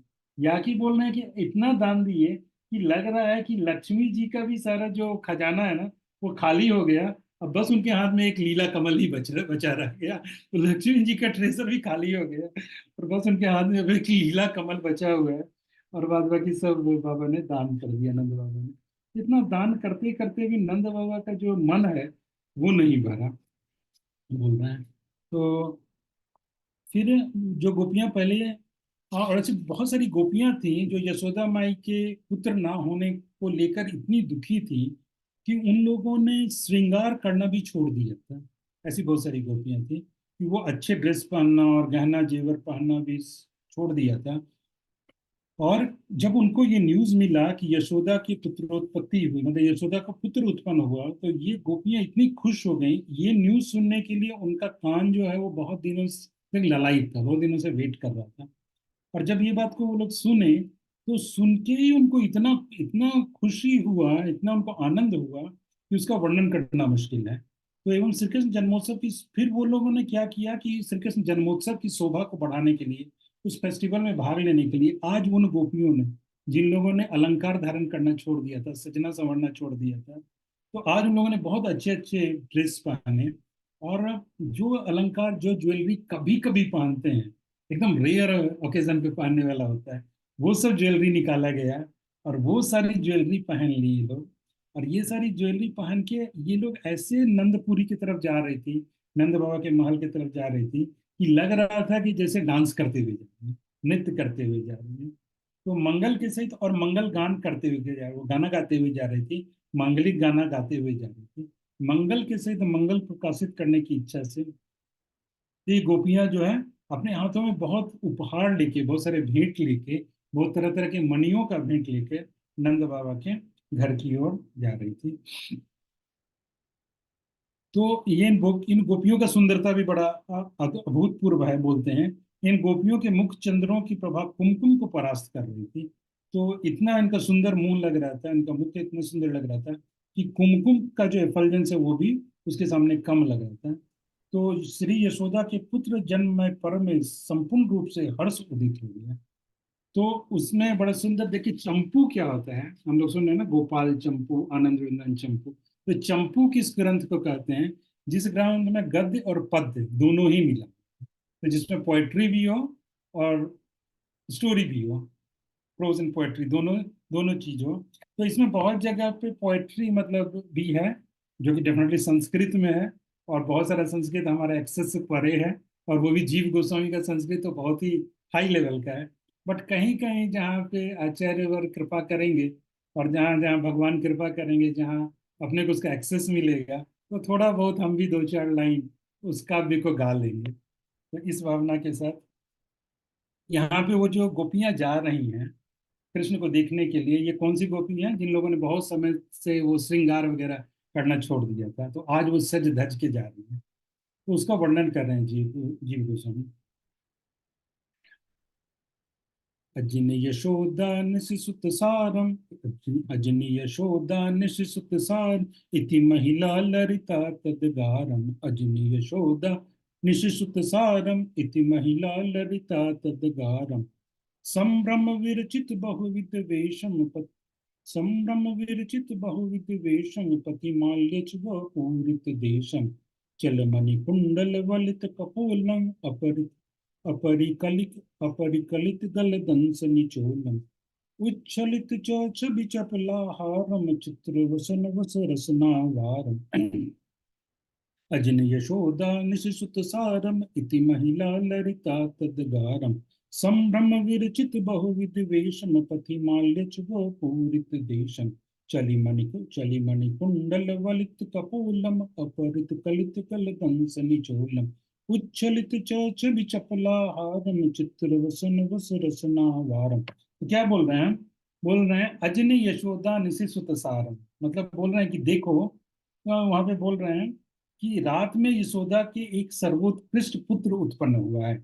अजनी यशोदा निशि सुत सारम, निशि मतलब रात, रात में सुत सारम एक सर्वोत्कृष्ट पुत्र उत्पन्न हुआ है, एक बहुत ही अद्भुत बालक उत्पन्न हुआ है यशोदा के घर में। इति महिला ललिता तदगारम, इस कारण से महिलाओं की पंक्ति उनके घर आ रही है, पूरी एक लाइन लगी हुई है, लंबी सी लाइन है, और ये लंबी सी लाइन यशोदा माई के घर पे आ रही है, ये महिलाओं की पंक्ति है। और फिर आगे क्या बोल रहे हैं? संभ्रम विरचित बहुविध वेशम, बहुविध वेशम, तो मतलब बहुत तरीके का उन्होंने वेश बनाया हुआ है, बहुत तरीके का उन्होंने श्रृंगार किया हुआ है। आते समय उनने शीघ्रता पूर्वक अनेक प्रकार की वेशभूषा पहन ली, बहुत तरह के श्रृंगार कर लिए हैं। और पथि माल्यच व पूरित देशम, और उनके चलने से वो बड़ी तेजी से आ रही है, भागवतम में भी ये लिखा हुआ है कि बड़ी तेजी से आ रही हैं, और तेजी से आने के कारण उनकी पुष्प माला, उन्होंने जो फूल की माला वगैरह पहन रखी है बाल वगैरह, उससे फूल गिर रहा है, और क्योंकि तेजी से चल रही है, और ये गिरने के कारण वो पूरा का पूरा जो रास्ता है, तो पूरे के पूरे रास्ते में पूरा का पूरा फूल बिछ गया है। ऐसा लग रहा है कि उनके स्वागत में ये फूल बिछा दिया गया है। तो ऐसा ऐसा वहां पे हो गया है। और क्योंकि बहुत सारी हैं, एक नहीं है, पूरा लाइन लगा हुआ है। और चलमणि कुंडल वलित कपूरन, और वो चल रही है तो उनका कुंडल जो है वो तेजी से हिल रहा है, और वो कुंडल में जो मणि है उससे उनके गालों की शोभा बढ़ रही है, उनके कपूल की शोभा बढ़ रही है। और आगे बोल रहे हैं अपरि अपरिकलित कल दंस निचोलम, और ये चलने में, और वो इतने भाव में है, इतनी खुशी में है कि कब उनकी चुंदरी कब खिसक गई है, सरक गई है, उनको पता नहीं चलता है। और वो उनका उनका जो देह, उनके जो बॉडी से एफल्जेंस निकल निकल रहा है, और वो चारों तरफ फैल रहा है। उच्छलित उच्छ उछलित छवि चपला हारम, तो ऐसे करके निकल रहा है। और चित्र वसन वस रसना वारम, और जब वो चल रही हैं, ये जो लेडीज हैं, तो आप कल्पना करो कि वो पूरे एक लाइन में आ रही हैं, और सब इतनी चमक दमक रही हैं, इतना उनका ड्रेस है, इतना उनका आभूषण है, और उनके उनका जो वस्त्र है, उस वस्त्र पे क्षुद्र घंटिकाएं लगी हुई हैं, छोटी छोटी घंटी लगी हुई है, जो चलने से पूरा आवाज हो रहा है, मधुर मधुर स्वर उत्पन्न कर रही है। और सारी गोपियां ऐसे हंसते गाते हुए, आपस में हंसी मजाक करते हुए आ रही हैं। तो वो जो चल रही हैं तो पूरे एक लाइन में है, और इतना उनका एफिलिजेंस है, ड्रेस है, ऑर्नामेंट्स और ये सब, तो ऐसा लग रहा है कि जैसे बिजली कड़क रही है। उसका कल्पना करें कि कंटिन्यूअस लग रहा है कि एक बिजली की लाइन जो चल रही है। तो यहाँ पे उसका वर्णन करते हैं उन गोपियों का।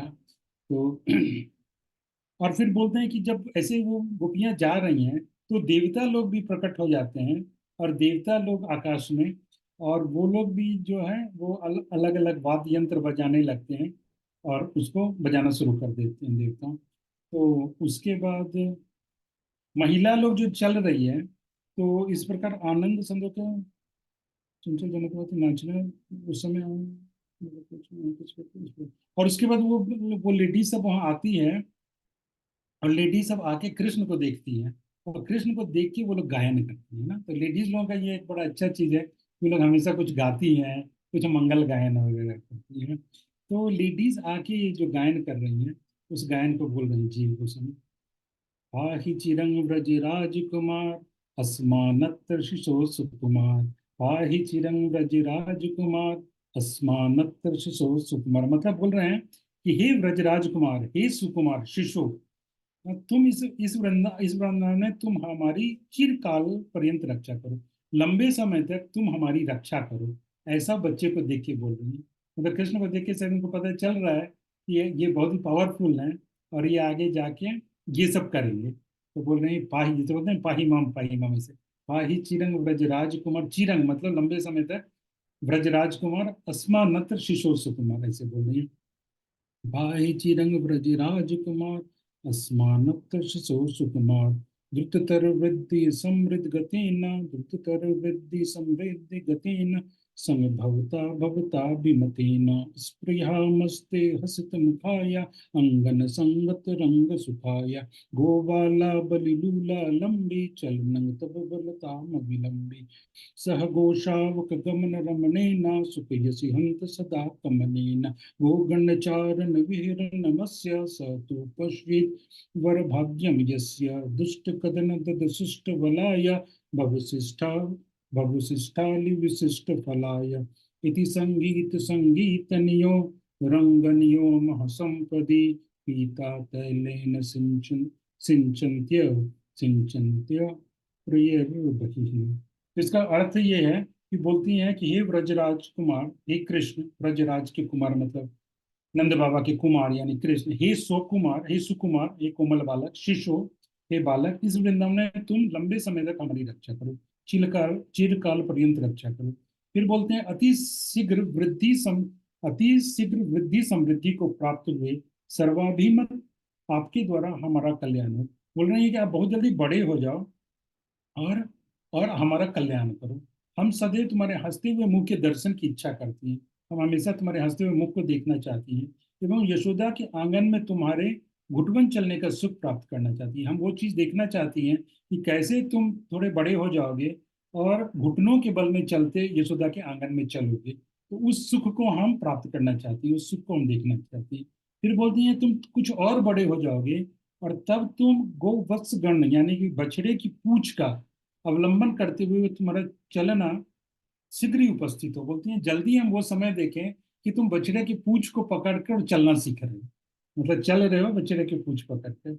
हाँ, तुम्हारे मनोरथ गोवत्सों के साथ कमनीय गमन क्रीड़ा द्वारा हम सबको कब सुख दोगे। और वो दिन कब आएगा, बोल रही हैं, जब तुम बछड़ों के साथ वन को जाओगे, और हम उस दृश्य को देखेंगी क्योंकि तुम बछड़ों के पीछे पीछे वन के लिए जा रहे हो।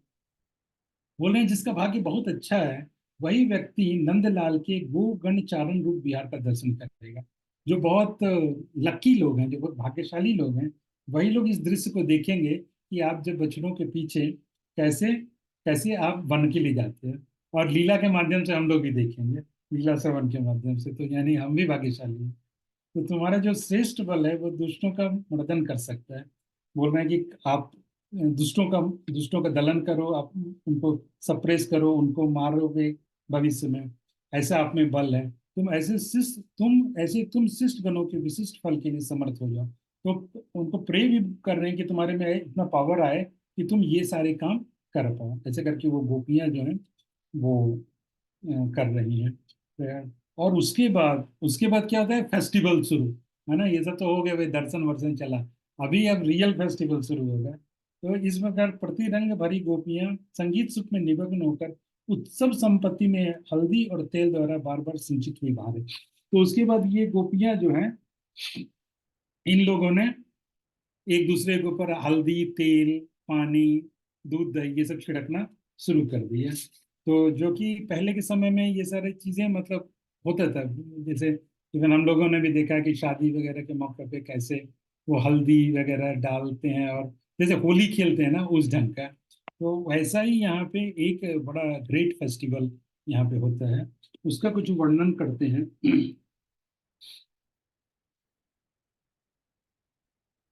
तो और भी आनंद वंदन जब में लिख रहे हैं कि कृष्ण के सुंदरता का वर्णन कर रहे हैं, ये जो गोपियां देखती हैं। और फिर ये सब वर्णन करते करते वो मतलब कन्हैया को बस देखते ही रह गई, और उनका नजर ही कन्हैया से नहीं हट रहा है। और फिर बाद में वो यशोदा माई का ही गुणगान करने लगी कि मतलब यशोदा ने ऐसे पुत्र को जन्म दिया ना, तो यशोदा माई का गुणगान करने लगी। और उसके बाद गोपियों ने क्या किया, एक दूसरे के मुख चंद्र मंडल को अत्यंत निर्मल एवं सुगंधित तेल, पिसी हुई हल्दी एवं ताजे मक्खन आदि से हंस हंस कर जब पोत रही थी, तो ये गोपियां जो है फिर एक दूसरे के साथ इन लोगों ने एक ढंग का होली जैसा जो होता है फेस्टिवल, वैसा इन लोगों ने खेलना वहां शुरू किया। और वो मक्खन में ही तेल या हल्दी वगैरह मिला के और वही एक दूसरे को लगा रहे थे। वहां पे रंग वंग आर्टिफिशियल यूज नहीं होता है, तो वो लोग सब तेल हल्दी दूध दही इन सब चीजों से ही होली खेलते हैं, मतलब इतना ज्यादा वहां पे है। और बोल रहे हैं कि वो हंस रही थी गोपियां, तो ऐसा लग रहा था कि उनके नीचे के जो अधर है, अधर पल्लव पे उनकी दंत पंक्ति मतलब उनके दांत जो है वो उनके अधरों पे दिख रहे थे। और ये बहुत ही सुंदर लग रहे थे, उसका कंपैरिजन कर रहे हैं, बंदूक के पुष्प से भी सुंदर प्रतीत हो रहा था। और तीनों लोगों की शोभा उनके सामने तुक्ष हो रही थी। तो कैसे ऐसे गोपियां एक दूसरे के साथ होली वगैरह खेल रही थी। और उसके बाद जो है गोप वगैरह भी होली खेलना शुरू करते हैं। तो इसमें आता है कि नंद बाबा वगैरह भी कैसे उस समय ये फेस्टिवल में भाग लेते हैं और खेलना शुरू करते हैं।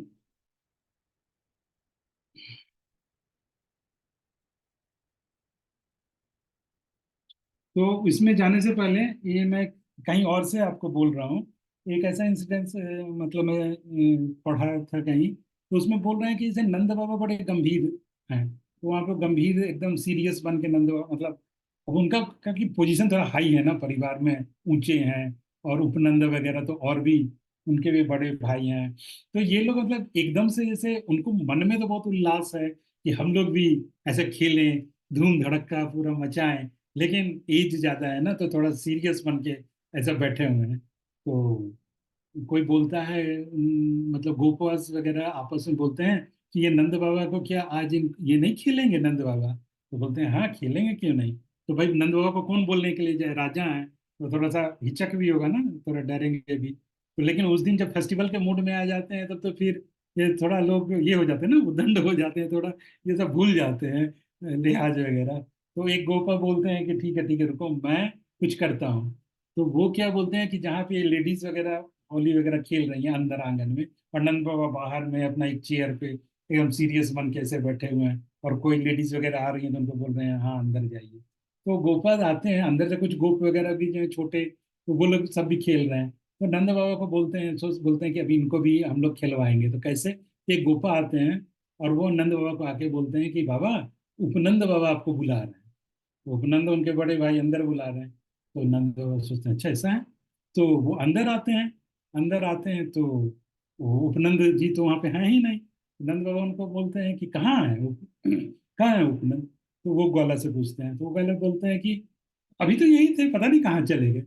और ऐसे करके वो खिसक लिए, जो झूठ बोल के लाए थे वहां से खिसक लिए। तो अभी नंद बाबा ऐसे देख ही रहे हैं चारों तरफ, तो उधर से एक ग्वाला आता है पीछे से, नंद बाबा के पीछे से, और वो अपने सिर पे एक दूध का हड़िया पूरा रखे हुए है, और पीछे से आके नंद बाबा के पूरे सिर पे वो दूध का हड़िया से ऊपर से दूध डाल देता है।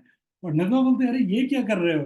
तो वो बोल रहे हैं बाबा दूधो नहाओ पूतो फलो तो बाबा ये एक फेमस जैसे बोलते हैं ना नॉर्थ वगैरह, दूधो नहाओ पूतो फलो, तो नंद बाबा कैसे बोलते हैं।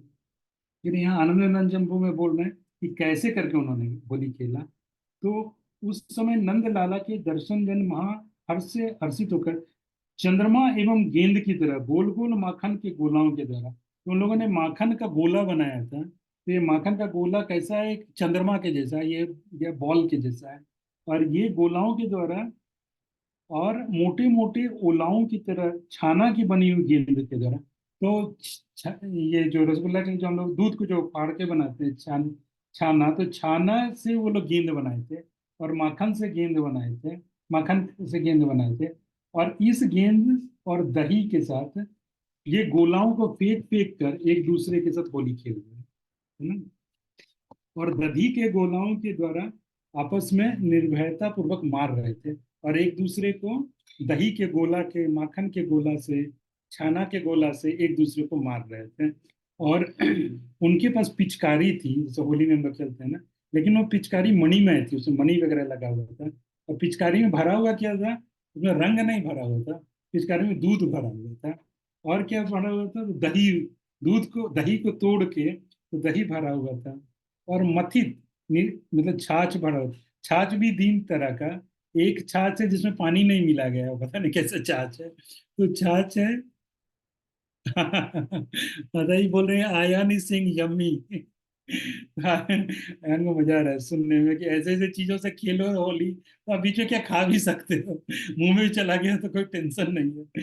तो छाछ भी जो था वो तीन तरह का छाछ था। एक छाछ था जिसमें पानी नहीं मिलाया गया था, तो पता नहीं कैसे छाछ बना होगा, ब्रजवासी जानते होंगे कैसे बनाना है बिना पानी का, मतलब वो शायद पानी नहीं डाले जैसे भी बनता। और एक छाछ है जिसमें आधा पानी डाला गया है, और एक छाछ है जिसमें और भी ज्यादा पानी डाला गया। तो ये सारी छाछ को पिचकारी में भर के और दूध को पिचकारी में भर के वो लोग होली खेल रहे हैं। और उसके बाद पिघले हुए सुवर्ण के जल की तरह, और जल, पानी में हल्दी को मिला दिए हैं, और इस तरह वो येलोइस हो गया है। और उससे वो लोग होली होली खेल रहे हैं, और तेल की धाराओं के द्वारा भी, तेल वगैरह भी फेंक रहे हैं। और और साथ में उन लोग का ढोल, मृदंग, झांझ, ये सब कुछ बज रहा है, और सब गा भी रहे हैं बहुत सुंदर सुंदर, और डांस भी कर रहे हैं, नृत्य भी कर रहे हैं।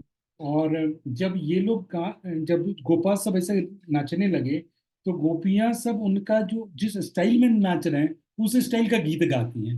जनरली उल्टा होता है, जैसा गीत गाया जाता है वैसा नाचा जाता है, लेकिन यहाँ बोल रहे हैं कि गोपास के नाच को देख के गोपियां गाना गा रही हैं। तो उनका वो एक्सपर्टाइज है कि वो इस ढंग से कर रहे हैं, इस ढंग से वो चारों ओर, मतलब वो उनका ये हो रहा है, नंदोत्सव मनाया जा रहा है। और यहाँ पे गोपाल चंपू में लिखते हैं, श्री जीव गोस्वामी लिखते हैं, पस्य सखी कुल गोकुल राजम पुत्रो सब मनु खेला भाजन, पस्य सखी कुल गो सक पस्य सखी कुल गोकुल राजम पुत्रो सब मनु खेला भाज, उदधि प्रबुदधि संप्लव विष उदधि प्रबुदधि संप्लव देशम परितो परितो घूर्णित मंदर वेशम मध्य घटी फणि राज्य कृष्टम हृत सुहृत विरति उच्च हृष्टम, मध्ये मध्ये दुर्लभ दानम दत्तम दत्तम विस्मय भानम, एकम पुनरलम भवद पूर्वम अंजन विदुरवत दधि दधीतः पूर्वम। इसमें बड़ा इंटरेस्टिंग वो लिख रहे हैं, तो बोल रही हैं गोपियां, बोल रही हैं कि गोपा सब डांस कर रहे हैं, उनके नृत्य को देखकर वो लोग उस पे गाना बनाकर गाने लगे, यही गाना वो लोग ने गाए जो अभी गाए। तो बोल रही हैं गोपियां, बोले अरे सखी गोपराज को तो देखो, नंद बाबा को दिखा के बोल रहे हैं देखो देखो गोपराज को देखो कैसे डांस कर रहे हैं। बोल रहे हैं ये तो पुत्रोत्सव के उपलक्ष्य में वृद्ध होकर भी बालकों की तरह खेल रहे हैं, है ना। और है ना, पस्य सखी कुल गोकुल राजम, मतलब गोकुल के राजा को देखो सखी, पस्य सखी कुल पुत्रोत्सव, पुत्रोत्सव मनु खेला भाजन।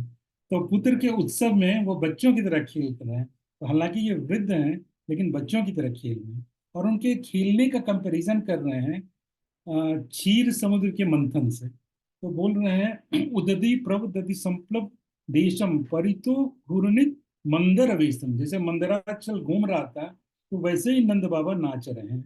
और नंद बाबा बीच में गोल गोल से नाच रहे हैं, और चारों ओर इतना दूध और दही इतना एक दूसरे के ऊपर डाला गया है, वहां पे ऐसा लग रहा है कि दूध और दही का समुद्र ही बन गया है। तो क्षीर समुद्र की तरह दही समूह द्वारा महोत्सव का सारा स्थान व्याप्त हो रहा है। तो पूरे वो जो जहाँ पे महोत्सव मना रहे हैं वहां के पूरा दूध और दही चारों तरफ पूरा उसका समुद्र जैसा बन गया है, पूरा भर गया है। और वहां पे ये गोपराज जो है बीच में नाच रहे हैं, नंद बाबा जो है बीच में गोल गोल नाच रहे हैं। तो ऐसा लग रहा है कि मंदराचल जो है वो नाच रहा है, मंदराचल जो है चक्कर काट रहा हो समुद्र मंथन की तरफ, समुद्र मंथन की तरफ मंदराचल को घुमाते हैं ना, तो मंदराचल जैसे घूम रहा हो ऐसे नंद बाबा चक्कर काट रहे हैं।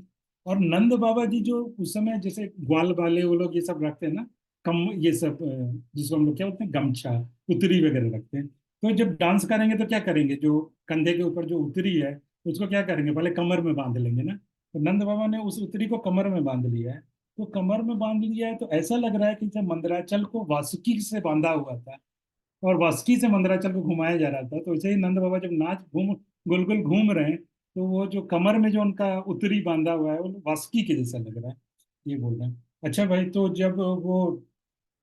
जब मंदराचल को जब क्षीर मंथन हुआ, समुद्र मंथन हुआ, मंदराचल नाचे, वासुकी ने के द्वारा नचाया गया, तो भाई उन्होंने तो बहुत कुछ उत्पन्न किया, क्षीर समुद्र से तो बहुत कुछ उत्पन्न हुआ। तो बोल रहे हैं कि यहाँ ऐसा, यहाँ कुछ हुआ क्या? तो बोलते हैं हाँ हुआ ना। तो कैसे हुआ? तो तो पहले, उसके पहले बोल रहे हैं कि मित्र जनों से बहुत खुशी होकर नाच रहे हैं, तो ऐसा कुछ हुआ यहाँ? तो बोले हाँ हुआ ना। क्या हुआ? मध्य मध्य दुर्लभ दानम, बीच बीच में वो दुर्लभ दान देते जा रहे हैं, डांस के बीच में भी, बीच बीच में वो दान भी कर रहे हैं। किसी को बोले भाई चलो तुमको ये दे दिया, तुमको ये दे दिया। तो ऐसे जैसे जैसे समुद्र मंथन के समय बीच में एक एक रत्न निकल रहा है ना, तो कभी कोई प्रकट हो रहे हैं, कभी कोई प्रकट हो रहे हैं, वैसे नंद बाबा भी यहाँ बीच बीच में दान दे रहे हैं। दुर्लभ मध्ये मध्ये दुर्लभ दानम, ददतम दत्त ददतम दद्धतम विस्मय भानम। तो ऐसा आश्चर्य को प्रकाश कर रहे हैं, ऐसा वो वंडर्स को प्रेजेंट कर रहे हैं। तो आहा, इस नंदोत्सव में एक बड़ा आश्चर्य है, लेकिन एक बड़ी आश्चर्य की बात है, बोल रहे हैं नंदोत्सव में क्या? तो बोल रहे हैं कि क्षीर समुद्र का जब मंथना शुरू हुआ, तो उससे चंद्रमा निकला, चंद्र उत्पन्न हुआ। लेकिन यहाँ तो चंद्रमा यानी कि कृष्ण चंद्र जो है, ये क्षीर समुद्र के मथने से पहले ही प्रकट हो चुका है। तो ये एक बड़ा अद्भुत बात है। ऐसे करके वो कवि जो है अपने यहाँ पे बोल रहे हैं। तो आगे क्या होता है? तो बोलते हैं कि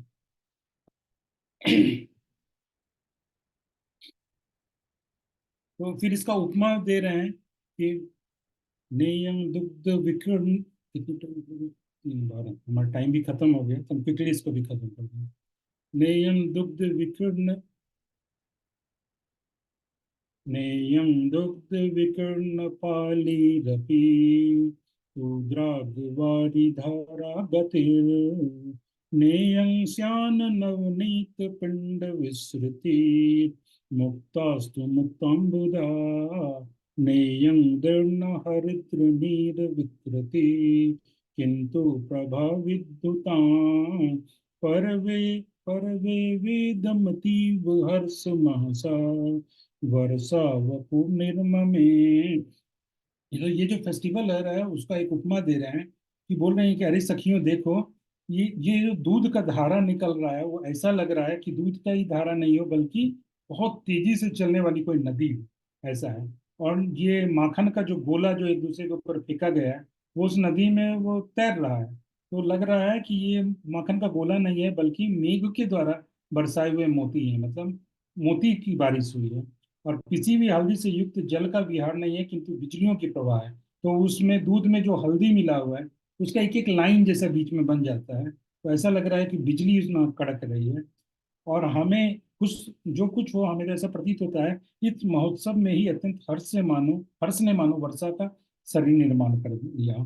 तो मतलब हर्ष जो है, यानी खुशी जो है, ब्लिस है, वही वर्षा के रूप में वो बरस रहा है। तो उसके बाद फिर क्या होता है कि बोलते हैं कि कृष्ण के जो मामा लोग हैं, कृष्ण के पितृगण, तो कृष्ण के मामा लोग क्या सोच रहे हैं, फेस्टिवल हो रहा है, तो वो उन्होंने बड़ा इंटरेस्टिंग लिखे है। बोले वो सोच रहे हैं कि कृष्ण के चाचा लोग हमको पीटेंगे। मतलब कृष्ण के मामा सोच रहे हैं कृष्ण के चाचा लोग हमको पीटेंगे, तो ऐसा करके वो कृष्ण के नाना के, अपने पिता के पास यानी कृष्ण के नाना के पास जाकर छिप जाते हैं। तो भी जैसे राजकीय कर चुराने वालों को पकड़ लिया जाता है, कोई गवर्नमेंट का टैक्स चोरी किया है, उसको जैसे गवर्नमेंट पकड़ लेती है, उसी तरह कृष्ण के चाचा अभिनंदन आदियों ने उनके मामाओं को पकड़ लिया, और पकड़ कर उनको वो जो दही का जो कीच था, दही का जो कीचड़ बन गया है, उसमें उनको बार बार घसीट कर, उसमें उनको बार बार पुल करके घसीट कर उनको दंडित किया, ऐसा करके यहाँ पे लिख रहे हैं। उसके बाद नंद बाबा फिर और भी बहुत सारा दान वान करते हैं, और लेकिन थोड़ा सा बच रहा है, तो मैं सोच रहा हूँ कि इतना टाइम तो हो गया है, तो लेकिन मैं इसको खत्म ही कर देता हूँ, थोड़ा 10-15 मिनट में हो जाएगा। किसी को अगर जाना है कोई और आपका सेवा है, तो आप चले जाइए, क्योंकि ये थोड़ा सा सेक्शन फिर अगले दिन के लिए रहेगा, तो इसको जस्ट यहाँ पे खत्म कर लेंगे। तो फिर बहुत सारा धन मंगवा लेते हैं नंद बाबा अपने पास, और वो सबको किसी को कि पात्र पात्र का विचार नहीं करके कौन इसके योग्य है नहीं योग्य, और रत्नों को उठा उठा कर दान करने लगते हैं नंद बाबा। तो बोलते हैं कि रत्न नंद बाबा जितना उठा सकते थे एक बार में, उतना उतना रत्न उठाकर लोगों को दे रहे हैं। और नंद बाबा को देने में ऐसा लग रहा है कि जैसे वो बहुत कम दे रहे हैं, और जिसको मिल रहा है उसको तो लग रहा है कि बाबा ने सब कुछ मतलब दे दिया। जैसे पहले बोले ना कि हर किसी के घर में ये सोने का पहाड़ खड़ा कर दिया नंद बाबा ने, इतना इतना दान दिए। तो बोलते हैं कि जनरली जो दान दिया जाता है उसमें ये होता है कि पहले जो बंदा दान लेता है वो पहले मांगता है और फिर देने वाला दान देता है। लेकिन यहाँ पे क्या हो रहा है कि नंद बाबा बिना मांगे ही दान दे रहे हैं, और लेने वाला उनको आशीर्वाद दे रहा है। स्वस्ति ते राजन ऐसा करके उनको आशीर्वाद दे रहा है। और ऐसा लग रहा है कि दान देने में नंद बाबा जो है कल्प वृक्ष को, चिंतामणि को, इस सब को भी पीछे छोड़ दिए, और इतना नंद बाबा दान देते हैं। और फिर वो नंद बाबा के मन में अचानक एक भावना आता है कि वो ऐसा प्रे करते हैं कि मेरे इस दान से भगवान विष्णु प्रसन्न हो गए हैं। तो और उनके उनकी प्रसन्नता से, भगवान विष्णु की प्रसन्नता से मेरे पुत्र का मंगल हो, मेरे पुत्र का भला हो, ऐसा नंद बाबा सोच रहे हैं। तो उसके बाद ये सब करके फिर नंद बाबा और सबका ये पूरा फेस्टिवल हो गया, एक दूसरे के ऊपर ये सब फेंकना उकना, उसके सब लोग नहाने के लिए आते हैं। और जब नहाने के लिए वो यमुना जी आते हैं तो फिर यमुना जी में सब जल क्रीड़ा करते हैं, यमुना जी में खेलते हैं। तो उस दिन अब नंद बाबा तो राजा है ना, उनके ऊपर पानी वानी फेंकना तो जनरली कौन फेंकेगा। लेकिन उस दिन लोग खुशी के मारे इतने मतलब भूल गए कि कौन राजा है और कौन क्या है, और सब एकदम नंद बाबा उपनंद सबके ऊपर पानी वानी जैसे होता है ना, जैसे हम भी एक्सपीरियंस कर सकते हैं कि कोई सीनियर डिवोटी है और ये है वो है, यात्रा में जाते हैं, शुरू में हम थोड़ा ग्रेव रहेंगे, बट एक बार जहाँ वो चालू हुआ पानी वानी एक दूसरे को, फिर कोई देखता नहीं कौन सीनियर है कौन सबको वो एकदम फिर पानी वानी से एकदम ये कर दिए, उड़ा दिए। तो ऐसे ही वहां पे भी शुरू हो गया। तो ये सब हो जाता है और फिर सब लोग निकलते हैं, और निकल के फिर अपना दिव्य वस्त्र वगैरह पहनते हैं, चंदन वगैरह लगाते हैं। और फिर वहां पे पौर्णमासी जी का आश्रम है, फिर पौर्णमासी जी को प्रणाम करते हैं। पौर्णमासी जी भी बहुत खुश हैं क्योंकि वो योग माया है ना, उनके द्वारा ये सब कुछ हो रहा है। तो ये सब वहां पे वो लोग इनका गुणगान करते हैं, और सारा गुणगान करते हुए वापस ये लोग राजमहल में आ जाते हैं। और फिर आके नंद बाबा फिर से दान वान देते हैं, और फिर से रोहिणी जी जो है वो बहुत अच्छा अच्छा व्यंजन बनाई हैं, और वो सब सब लोग प्रसादम लेते हैं, ग्रहण करते हैं, और सब फिर अपने अपने घर चले जाते हैं। और फिर रात में भी उत्सव होता है, ये तो दिन का उत्सव था, और फिर रात में भी उत्सव होता है, और सब लोग रात में नाच गाना करते हैं और रात भर जगते हैं। और उसके बाद रोहिणी जी को बहुत खुशी, बोल रहे हैं कि रोहिणी जी को कितना खुशी हुआ उसका आश्चर्य का वर्णन कर रहे हैं कि पहले के समय में ये प्रथा था कि जिसका पति दूर हो, जैसे स्त्री का हस्बैंड दूर हो, तो उस स्त्री को प्रोषित भृतिका कहते थे, प्रोषित भृत्रिका कहते थे। तो ऐसी स्त्री जो है वो मतलब श्रृंगार नहीं करती थी, खूब सजती धजती नहीं थी, हंसती बोलती नहीं थी, सामाजिक उत्सव में नहीं पार्टिसिपेट करती थी। लेकिन कृष्ण का जन्मोत्सव है, आज कौन ये सारा दुनिया के ये सब छोटे मोटे नियम का परवाह करता है। तो रोहिणी जी ने भी खूब श्रृंगार किया, खूब सजी धजी, और खूब फेस्टिवल में पार्टिसिपेट किया। और इसको बड़ा आश्चर्य बोल रहे हैं, आश्चर्य आश्चर्य, क्योंकि पुराने जमाने का ऐसा ट्रेडिशन था, बड़ा ट्रेडिशन, तो उसको रोहिणी माता ने ब्रेक कर दिया। तो आजकल के लिए वो ब्रेक हो गया, रोहिणी माता ने कर दिया, आजकल के लिए ब्रेक हो गया। तो माताएं चिंता ना करें। तो रत्नाकर समुद्र रूप इस ब्रजभूमि ने श्री कृष्ण के आविर्भाव से लेकर, फिर उसके बाद क्या हो गया कि हर डेली का ये हो गया कि जब से कृष्ण का आविर्भाव हुआ, कृष्ण जी प्रकट हुए, उस दिन से लेकर हर दिन तक वृंदावन ने, उस ब्रजभूमि ने डेली वो समृद्धि में वृद्धि होती गई। ब्रजभूमि जो है उनका ऑपुलेंस बढ़ता गया बढ़ता गया। और फिर अनेक गोपों द्वारा और बहुत सारे गोपों द्वारा क्या हुआ कि बहुत सारी लक्ष्मी रूप गोपियां उत्पन्न हुई।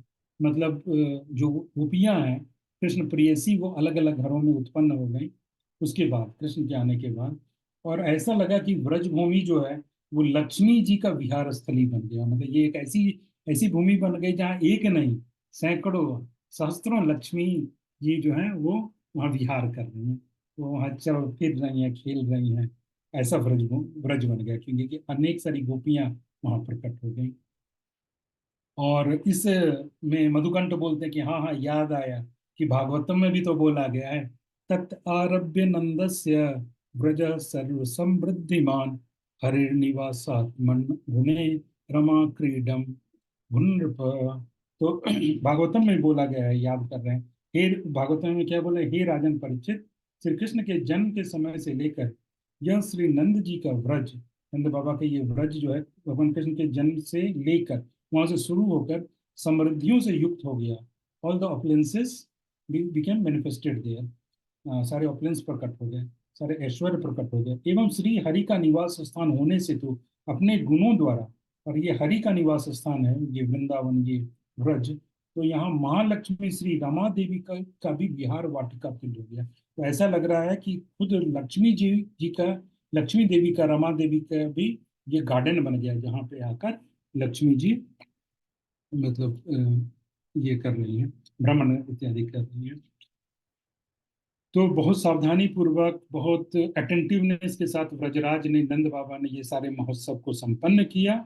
और इसके अंत में बोलते हैं, स्निग्ध कंठ एक बड़ा सुंदर प्रेयर करते हैं, बोलते हैं ईदृशस्य तन ईदृश ईदृशस्य तनयोजात तब गोष्ठ चितीशयः लक्ष्मी लक्षान्वतिं कुर्वन् गोष्ठं निन्ये विलक्षताम। तो बोलते हैं कि हे व्रज क्षितीश, व्रज क्षितीश मतलब, व्रज मतलब वृंदावन यानी व्रज भूमि, और चित चित मतलब वो उसका जो हॉरिजॉन है, और उस पे जो उदित हुए हैं उसके जो ईश्वर है, तो उसको बोल रहे हैं हे व्रज क्षितीश, मतलब नंद बाबा को बोल रहे हैं, आपके ऐसा विलक्षण पुत्र प्रकट हुआ है, आपको इतना अद्भुत पुत्र प्राप्त हुआ है, इतना अद्भुत आपको बेटा हुआ है कि जिसके प्रकट होते ही व्रज को लाखों लक्ष्मी रूप गोपियों, लाखों गोपी रूप लक्ष्मियों से किंवा शोभा संपत्तियों से युक्त करते हुए विलक्षण चमत्कार में बना दिया। यानी आपको ऐसा पुत्र प्रकट हुआ है जो अपने जन्म लेते के साथ ही, जो अपने प्रकट होते के साथ ही